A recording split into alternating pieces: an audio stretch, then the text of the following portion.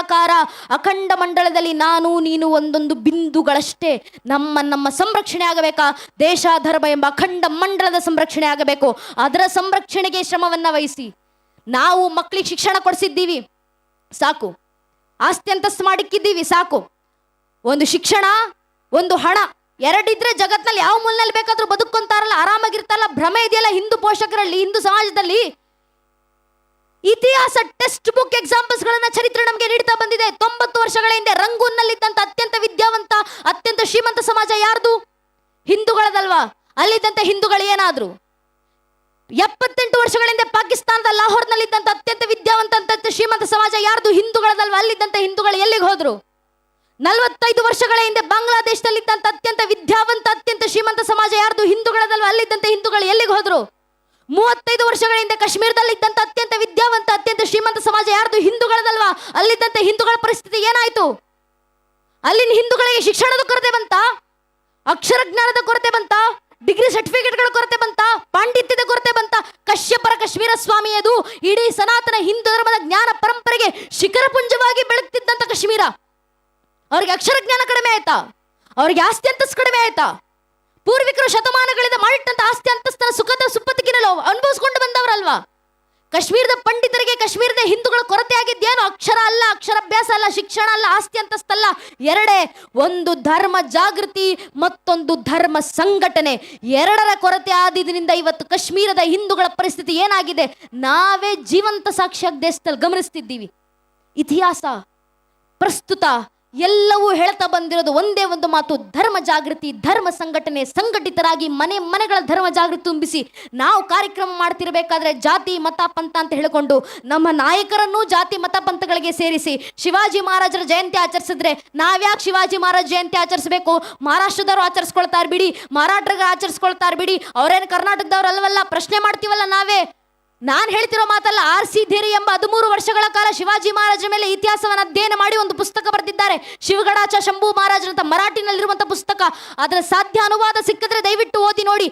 ಆ ಪುಸ್ತಕದಲ್ಲಿ R.C. ಧೀರೆ, ಮತ್ತೆ ಹೇಳ್ತಿದ್ದೀನಿ, 13 ವರ್ಷ ಅಧ್ಯಯನ ಮಾಡಿ ಬರೆದಿರುವಂತ ಪುಸ್ತಕ. ಆ ಪುಸ್ತಕದಲ್ಲಿ R.C. ಧೀರೆ ಅವರು ದಾಖಲಿಸ್ತಾರೆ, ಶಿವಾಜಿ ಮಹಾರಾಜರನ್ನ ಎಲ್ಲೂ ಮಹಾರಾಷ್ಟ್ರಕ್ಕೆ ಸೇರಿದವರು ಅಂತ ಹೇಳ್ತಾರೆ.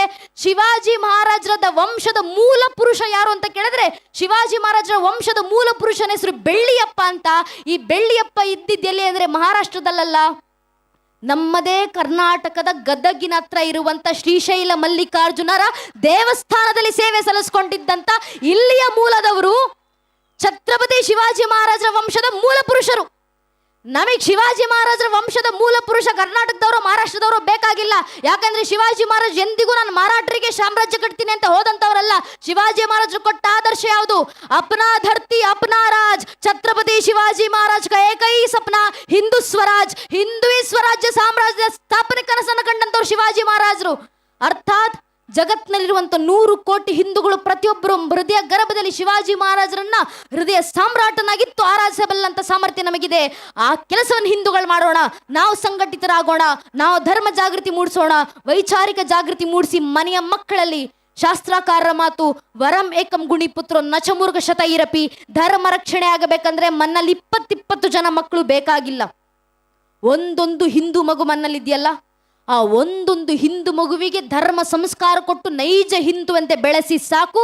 ಒಂದು ಮಗುವಿಂದ ಇಡೀ ಧರ್ಮ ರಕ್ಷಣೆ ಆಗುತ್ತೆ ಅಂತ ಒಂದೊಂದು ಮಕ್ಕಳು ಮನ್ನಲ್ಲಿದ್ದಾರೆ. ಆ ಮಕ್ಕಳಿಗೆ ದಯವಿಟ್ಟು ಧರ್ಮ ಸಂಸ್ಕಾರ ತಾಯಿಂದ್ರು ಕೊಟ್ರೆ ಸಾಕು.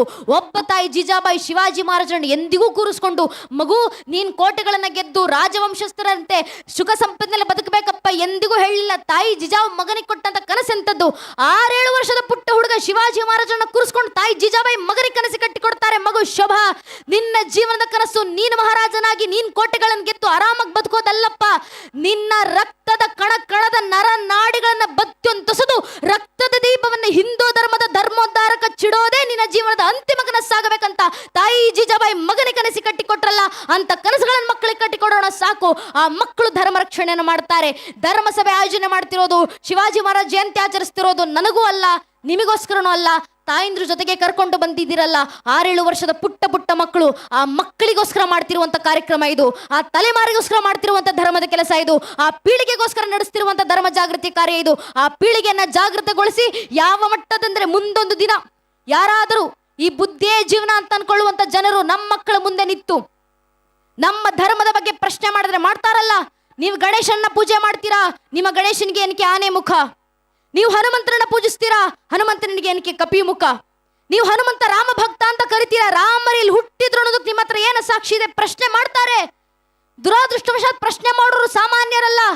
ಕೋರ್ಟ್ ನಲ್ಲಿ ನಿಂತು ಕಪಿಲ್ ಸಿಬ್ಬಲ್ ಎಂಬ ವಕೀಲರು ಮಾಡುವಂತ ಪ್ರಶ್ನೆ, ಶ್ರೀರಾಮಚಂದ್ರು ಇಲ್ಲೇ ಹುಟ್ಟಿದ್ರು ಅನ್ನೋದಕ್ಕೆ ರಾಮ ಜನ್ಮಭೂಮಿ ಪರ್ವ ಕೊಡ್ಲಿಕ್ಕೆ ನಿಮ್ಮ ಹತ್ರ ಏನು ಸಾಕ್ಷಿ ಇದೆ? ಏನ್ ಪುರಾವೆ ಇದೆ?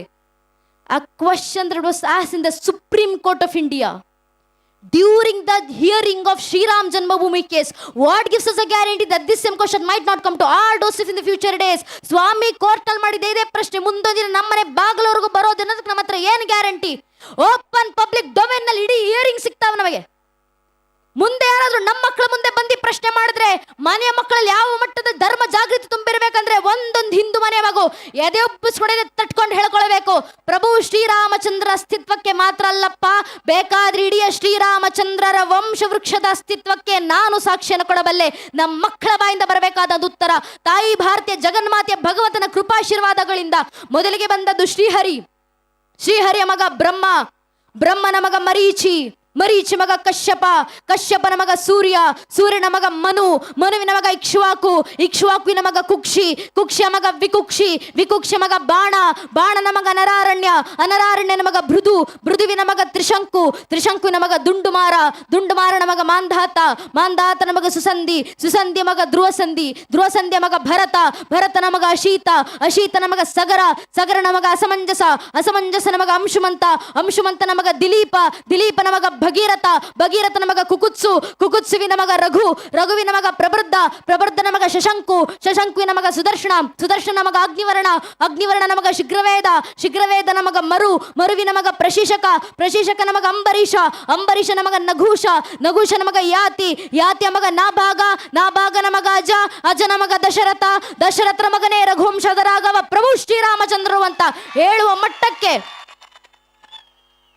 ಒಂದೊಂದು ಹಿಂದೂ ಮಗುವಿನಲ್ಲೂ ಇಷ್ಟು ವೈಚಾರಿಕ ಜಾಗೃತಿ ನಾವು ತುಂಬಿಸಿದ್ರೆ ಸಾಕು ನನ್ನ ನೆಚ್ಚಿನ ಬಂಧುಗಳೇ. ಧರ್ಮ ರಕ್ಷಣೆ ಆಯ್ತಂತ, ಪರಂಪರೆ ಉಳಿವಾಯ್ತಂತ. ಹಿಂದೂ ಧರ್ಮದಲ್ಲಿ ಹುಟ್ಟಿ ನನ್ನ ಧರ್ಮಜ್ಞಾನ ನಾನು ತಿಳ್ಕೊಳ್ಳಿಲ್ಲ, ಇನ್ಯಾರು ತಿಳ್ಕೊಳ್ತಾರೆ? ಹಿಂದೂ ಧರ್ಮದಲ್ಲಿ ಹುಟ್ಟಿ ನನ್ನ ಧರ್ಮ ಸಂಸ್ಕಾರ ನನ್ನ ಮನೆ ಮಕ್ಕಳಿಗೆ ನಾನು ಕೊಡ್ಲಿಲ್ಲ, ಇನ್ಯಾರು ಕೊಡ್ತಾರೆ? ಹಿಂದೂ ಧರ್ಮದಲ್ಲಿ ಹುಟ್ಟಿ ನನ್ನ ಧರ್ಮ ಸಭೆನಲ್ಲಿ ನಾನು ಬಂದು ಭಾಗವಹಿಸಲಿಲ್ಲ, ಇನ್ಯಾರು ಭಾಗವಹಿಸ್ತಾರೆ? ಹಿಂದೂ ಧರ್ಮದಲ್ಲಿ ಹುಟ್ಟಿ ನನ್ನ ಧಾರ್ಮಿಕ ಕ್ಷೇತ್ರಗಳ ಪರವಾಗಿ ನಾನು ನಿಲ್ಲ, ಇನ್ಯಾರು ನಿಲ್ತಾರೆ? ಹಿಂದೂ ಧರ್ಮದಲ್ಲಿ ಹುಟ್ಟಿ ನನ್ನ ಮಠಾಧೀಶರ ಅವಿಚ್ಛಿನ್ನ ಗುರು ಪರಂಪರೆಗೆ ನಾನು ಋಣಿಯಾಗಿ ನಿಲ್ಲಿಲ್ಲ, ಇನ್ಯಾರು ಋಣಿಯಾಗಿ ನಿಲ್ತಾರೆ? ಹಿಂದೂ ಧರ್ಮದಲ್ಲಿ ಹುಟ್ಟಿ ನನ್ನ ಧಾರ್ಮಿಕ ಸಂಕೇತ ಸ್ವಾಭಿಮಾನದಿಂದ ನಾನು ಧರಿಸ್ತಿಲ್ಲ, ಇನ್ಯಾರು ಧರಿಸ್ಕೊಂಡು ಓಡಾಡ್ತಾರೆ? ಹಿಂದೂ ಧರ್ಮದಲ್ಲಿ ಹುಟ್ಟಿ ನನ್ನ ಪರಂಪರೆ ನಾನು ಪ್ರತಿಷ್ಠಾಪನೆ ಮಾಡಿ ಹೋಗ್ಲಿಲ್ಲ, ಇನ್ಯಾರು ಪ್ರತಿಷ್ಠಾಪಿಸ್ತಾರೆ? ಸ್ವಾಮಿ, ಹಿಂದೂ ಧರ್ಮದಲ್ಲಿ ಹಿಂದುವಾಗಿ ಹುಟ್ಟಿ ಹಿಂದೂ ಧರ್ಮ ರಕ್ಷಣೆಗೆ ನಾನು ನೀವುಗಳು ಮುಂದೆ ಬರ್ಲಿಲ್ಲ, ಮತ್ಯಾರು ಬರ್ತಾರೆ? ಮತ್ಯಾರು ಧರ್ಮ ರಕ್ಷಣೆ ಮಾಡ್ತಾರೆ?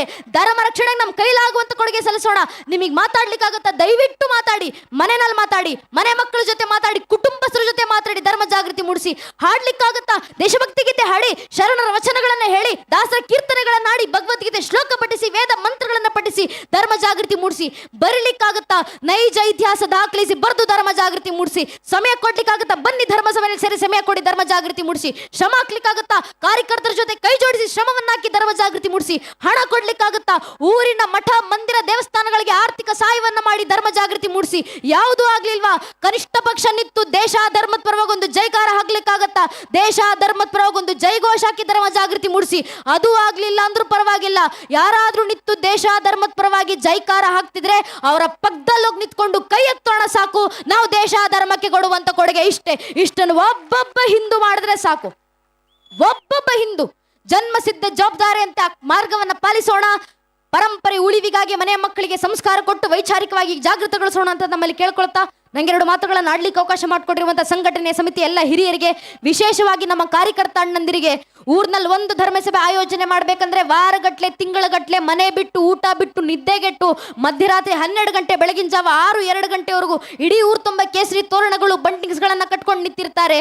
ಅವ್ರಿಗೇನು ಮನ್ನಲ್ಲಿ ಕೆಲಸ ಇಲ್ಲ ಅಂತಲ್ಲ, ಮನೆಯಲ್ಲಿ 108 ಕೆಲಸ ಇದ್ರು ಮನೆ ಕೆಲಸ ಆಮೇಲೆ ಮೊದಲು ಧರ್ಮದ ಕೆಲಸ, ದೇಶದ ಕೆಲಸ, ಊರಿನ ಜನರ ಜಾಗೃತಿ ಕೆಲಸ ಆಗ್ಬೇಕಂತ ವೈಯಕ್ತಿಕ ಕೆಲಸ ಬದಿಗಿಟ್ಟು ಬಂದ ಧರ್ಮದ ಕೆಲಸ ಮಾಡ್ತಿರ್ತಾರೆ. ಮನೆಯಲ್ಲಿ 1000 ಸಮಸ್ಯೆ ಬಂದ್ರು ಇನ್ನೊಬ್ಬರು ಮುಂದೆ ಕೈ ಚಾಚಲಿಕ್ಕೆ ಹೋಗ್ತಿರುವಂತ ನಮ್ಮ ಕಾರ್ಯಕರ್ತ ಅಣ್ಣಂದಿರು ಧರ್ಮದ ಕೆಲಸ ಅಂತ ಬಂದಾಗ ಪ್ರತಿಯೊಬ್ಬ ಹಿಂದುವಿನ ಮನೆ ಮನೆ ಮುಂದೆ ಬಂದು ನಿಂತು ಕೇಳಿರ್ತಾರೆ, ಧರ್ಮ ಸಭೆ ಮಾಡ್ತಿದ್ದೀವಿ, ನಿಮ್ ಕೈಲಾಗುವಂತ ಸಹಾಯ ಮಾಡಿ. ಆಗ್ಲಿಲ್ವಾ, ಸಮಯ ಕೊಟ್ಟು ಬಂದು ಧರ್ಮ ಸಭೆಯಲ್ಲಿ ಕೂರಿ ಸಾಕು, ಮನ್ನ ಜಾಗೃತಿ ಮೂಡಿಸಿ ಅಂತ ತಾಯಿಂದ್ರತ್ತ ಕೇಳಿಕೊಂಡಿರ್ತಾರೆ. ಅಷ್ಟು ನಿಸ್ವಾರ್ಥವಾಗಿ ಧರ್ಮಕ್ಕೋಸ್ಕರ ಕೆಲಸ ಮಾಡ್ತಿರುವಂತ ದೇವರ ಸಮಾನದ ನಮ್ಮ ಕಾರ್ಯಕರ್ತ ಅಣ್ಣಂದಿರಿಗೆ ನಾವು ಏನ್ ಗೌರವ ಸಲ್ಲಿಸ್ಲಿಕ್ಕೆ ಸಾಧ್ಯ? ಸೇರಿರುವಂತ 1000 ಜನ ಹಿಂದೂ ಬಾಂಧವರಲ್ಲಿ